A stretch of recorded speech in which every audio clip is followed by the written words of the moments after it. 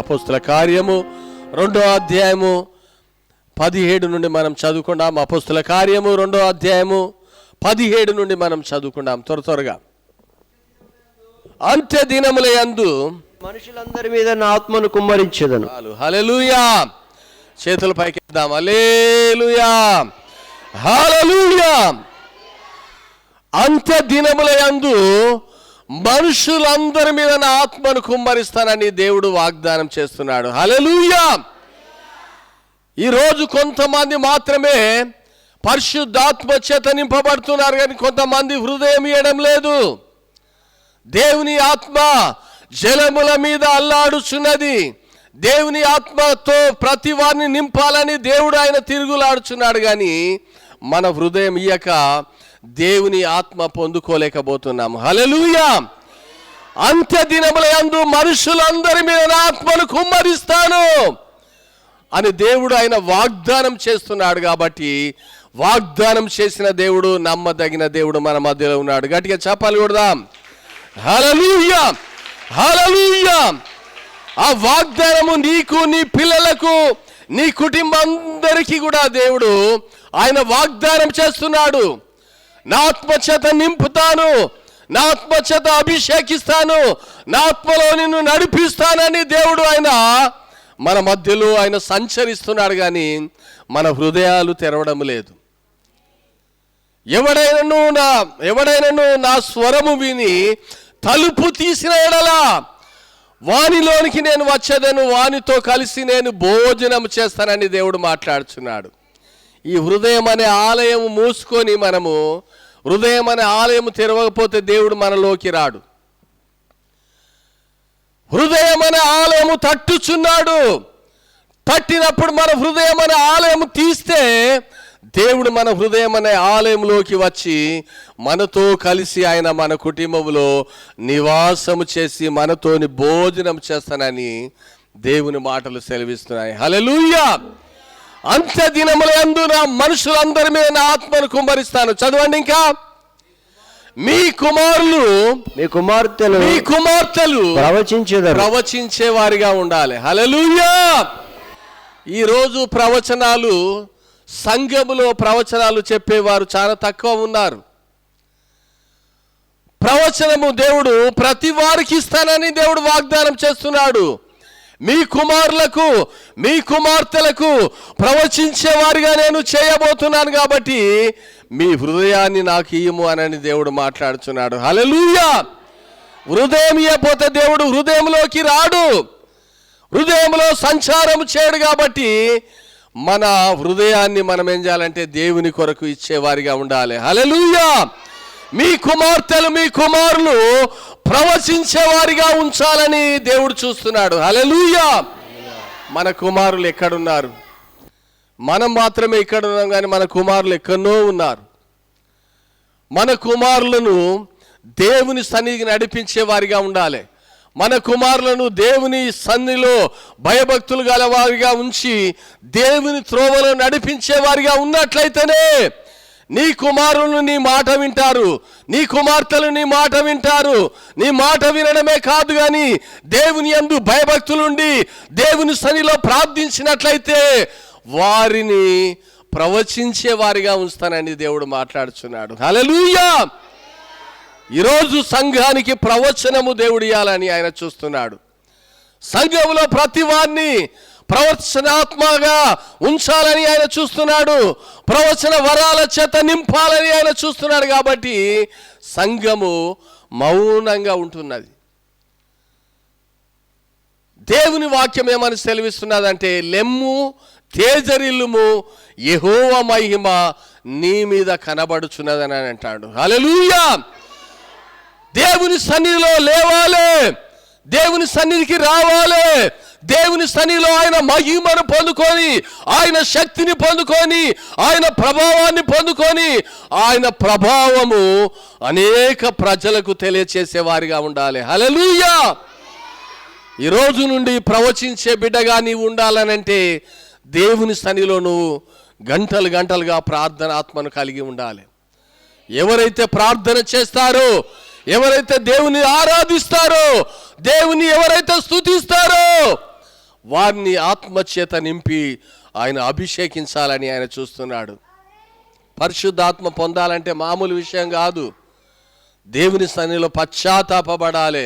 దేవుని సన్నిధిలో మన పాపములు ఒప్పుకొని ఆయన సన్నిధిలో మనము భయభక్తులు కలిగి ఉంటేనే ఆయన పరిశుద్ధాత్మతో నింపుతాడు. హల్లెలూయా!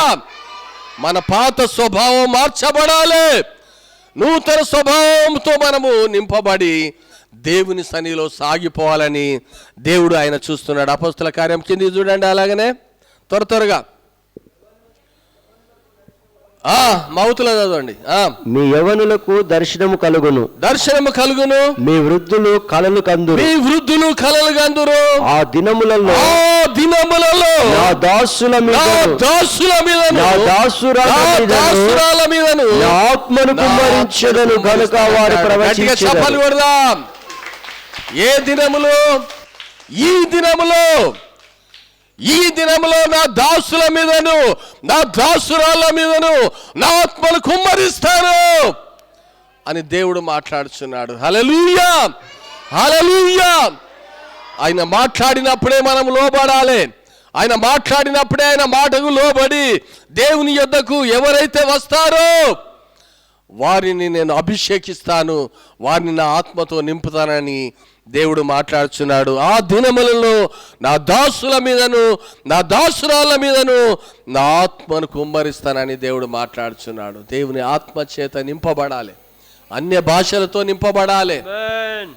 అన్య భాషలనంటే పరలోక భాషలతో నింపబడాలి.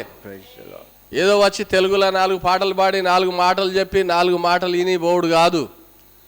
ఆత్మ లేని వాడైతే నా వాడు కాడు అని దేవుడు మాట్లాడుచున్నాడు. పరిశుద్ధాత్మ చేత ప్రతి వారు నింపబడాలి.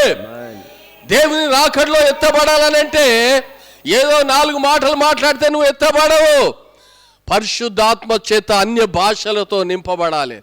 అన్య భాషలతో నింపబడ్డ వాళ్ళే ప్రభు రాకడలో ఆయన బూర మోగగానే పరిశుద్ధులైన నా వారు ఎత్తబడతారని దేవుని వాక్యం సెలవిస్తున్నది. హల్లెలూయా! చదవండి ఇంకా త్వరగా. మహత్కార్యములను, క్రింద భూమి మీద సూచక క్రియలను, రక్తమును, అగ్నిని, పొగ ఆవిరిని కలగజేసేదను. ప్రభు ప్రత్యక్షమగు ఆ మహాదినము రాకముందే సూర్యుడు చీకటిగాను చంద్రుడు రక్తముగాను మారుదురు. అప్పుడు ప్రభు నామమును బట్టి ప్రార్థన చేయవారందరూ రక్షణ పొందుతారట. ప్రభు నామాన్ని బట్టే స్తుతించాలి. ప్రభు నామాన్ని బట్టి ఘనపరిచేవారు మాత్రమే రక్షణ పొందుతారు. చాలా మంది ఈ రోజులలో చూస్తే నిజంగా దేవుని నమ్ముకొని కూడా అన్యులుగా మార్చబడుతున్నారు. కేవలం వాళ్ళ అలవాట్లను బట్టి, వాళ్ళ దురలవాట్లను బట్టి, పేరుకు మాత్రమే నమ్ముకుంటే కాదు, పేరుకు మాత్రమే క్రైస్తవ అనడం కాదు, కానీ మన క్రియల ద్వారా కూడా దేవుని నామాన్ని ఏం చేయాలి? ఘనపరచాలి. హల్లెలూయా! క్రియలు లేని వారు దేవుని రాజ్యములో ఉండరు. క్రియలు కలిగి దేవుని సన్నిధిలో సాగిపోయే వారిగా ఉండాలి. దేవుని వాక్యంలో నుండి అపోస్తల కార్యము 2వ అధ్యాయము 40 నుండి చదవండి త్వరగా. ఇంకను అనేక విధములైన మాటలతో సాక్ష్యమిచ్చి మీరు మూర్ఖులకు ఈ తరము వారికి వేరై రక్షణ పొందులని వారిని హెచ్చరించాలట. హల్లెలూయా! మూర్ఖులైన ఈ తరము. ఈరోజు చాలా మంది ఎందుకు రాలే చెప్పండి. ఈరోజు ఎందుకు రాలే? వాళ్ళు ఈరోజు దేవుని సన్నిధి పోగొట్టుకున్నారు. దేవుని సన్నిధికి రాలేక ఉన్నారనంటే మూర్ఖులతో వారు ఉన్నారు. మీరేమని అనుకోండి. ఈరోజు దేవుని మందిరానికి రాలే అనంటే వాళ్ళు ఎక్కడున్నారు? మూర్ఖుల దగ్గర ఉన్నారు. దుష్ట సావాసము యొద్ద ఉన్నారు. దుష్టులతో సాంగత్యం చేస్తున్నారు. మూర్ఖులైన ఈ తరముగా వేరుగా ఉండి నీవు రక్షణ పొందితేనే దేవుని రాజ్యంలో ఎత్తబడతావు. హల్లెలూయా! దేవుని సన్నిధిలో ఒక్క దినము గడుపుట 1000 దినముల కంటే శ్రేష్టమాట. దేవుని సన్నిధిలో ఒక్క దినం గడిపే 1000 దినాల ఆశీర్వాదం ఉంటుందట. ఈరోజు రాని వాళ్ళంతా ఎన్ని ఆశీర్వాదాలు పోగొట్టుకున్నారు? 1000 దినములు. 1000 దినములు మళ్ళీ రావాలంటే వస్తాయా? చాలామంది దేవుని ఆశీర్వాదం పోగొట్టుకుంటున్నారు, దేవుడిచ్చే ఐశ్వర్యం పోగొట్టుకుంటున్నారు, దేవుడిచ్చే కృప పోగొట్టుకొని చిన్న అల్పమైన సహాయం కొరకు, అల్పమైన పనుల కొరకు పనులలో నిమగ్నమైపోతున్నారు.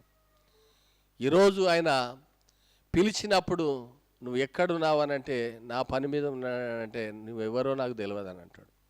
అక్రమం చేయవారులారా నా యొద్ద నుండి తొలగిపోండి. నేను ఇదివరకు అది చేసిన ఇది చేసిన అంటే కాదు దేవుడు.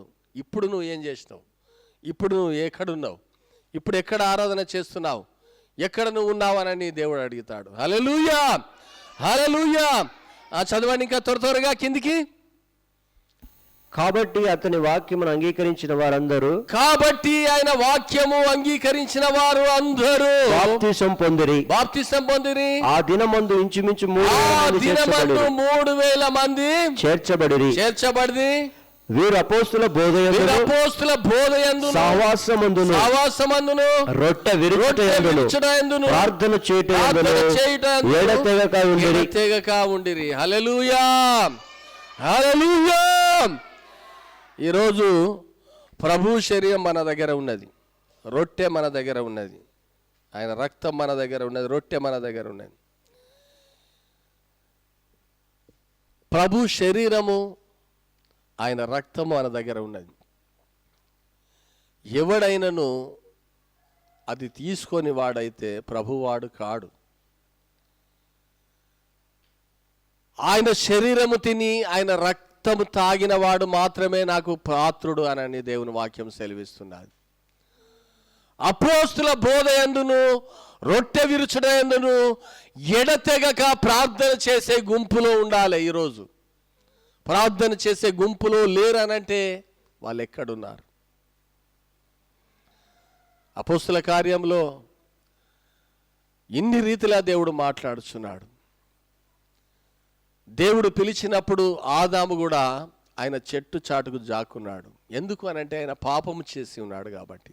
ఈ రోజు నుండి పాపము చేసే ప్రజలను దేవుని సన్నిధికి నడిపించే బాధ్యత మన మీద ఉన్నది. రక్షింపబడ్డ వారి ప్రతి వారి మీద ఈ భారము మోపబడి ఉన్నది కాబట్టి ప్రభు కొరకు మనం ఏం చేయాలంటే సాక్షిగా జీవించాలి. అనేకులను ఈ బోధ యొద్దకు తీసుకొని వచ్చి దేవుని సన్నిధిలో ప్రార్థన చేసే గుంపులో ఉన్నట్లయితే దేవుడు మనల్ని ఆశీర్వదిస్తాడు, ఆ నిత్య రాజ్యంలో మనల్ని ఉంచుతాడు. కాబట్టి ప్రభు నామమున మనం ఏం చేయాలంటే ప్రార్థన చేసే గుంపులో ఉండి ప్రభు కొరకు మనం సిద్ధపడదాం. ఇట్టి మాటలు మనందరి వినికిడిలో దీవించును గాక. ఈ సమయంలో దైవజనులు, అభిషేక్తులు